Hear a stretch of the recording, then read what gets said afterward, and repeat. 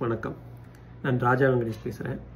என்னுடைய 6ஆம் வகுப்பிலிருந்து 12ஆம் வகுப்பு வரைக்கும் நான் தூய சவேரியார் மேல்நிலைப்பள்ளி பாளையங்கோட்டையில் படித்தேன். அந்த முழு பயணத்தில் பல ஆசிரியர்கள், பல தமிழ் ஆசிரியர்கள் எனக்கு பிடித்தமானவர்களாக இருந்தாலும் கூட இந்த ஒரு ஆசிரியர் எனக்கு மிகவும் நெஞ்சுக்கு நெருக்கமானவர். மதிப்பிற்குரிய ஐயா திரு அலங்காரராஜ் அவர்கள்.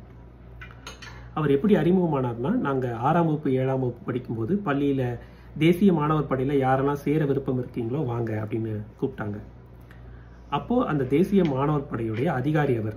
அப்படித்தான் அறிமுகமானார். கடுமையான அதிகாரி. ஆனால் போக போக அவரை பற்றி நிறைய தெரிய ஆரம்பிச்சது.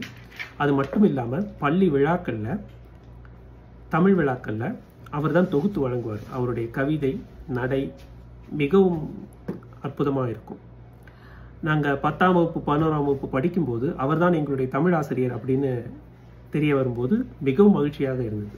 இப்படி தான் அறிமுகமானது. ஆனால் இந்த மிக 2 முக்கியமான தருணங்கள் இன்றைக்கும் நான் நினைத்து பார்க்கக்கூடியது என்னென்னா, 10ஆம் வகுப்பு 11ஆம் வகுப்பு படிக்கும்போது எங்களுடைய கவிதைகள், கட்டுரைகளை நாங்கள் தினமலருடைய இளைஞர் மலர்களுக்கு எழுதி அனுப்புறது வழக்கம். நான் ஆசிரியர்கிட்ட என்னுடைய கவிதையை சரி பார்த்து அனுப்பிச்சிட்டேன்.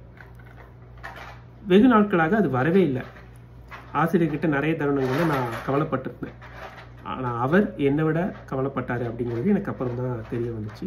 எப்போ அந்த கவிதை வந்துச்சோ, நான் கூட செய்தித்தாள் வாங்கலை.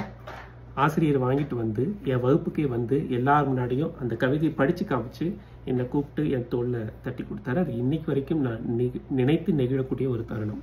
அது மட்டும் இல்லாமல் மாணவர்களுக்கு இந்த செய்யுள் எவ்வளோ எளிமையாக சொல்லித்தரலாம், எவ்வளோ கடுமையான ஒரு செய்யுளையும் ஒரு அழகான தமிழ் சினிமா பாட்டோட மெல்லிசையில் கோர்த்து நாங்கள் எளிதில் நினைவு வச்சிருக்கிற மாதிரி சொல்லி தருவார்.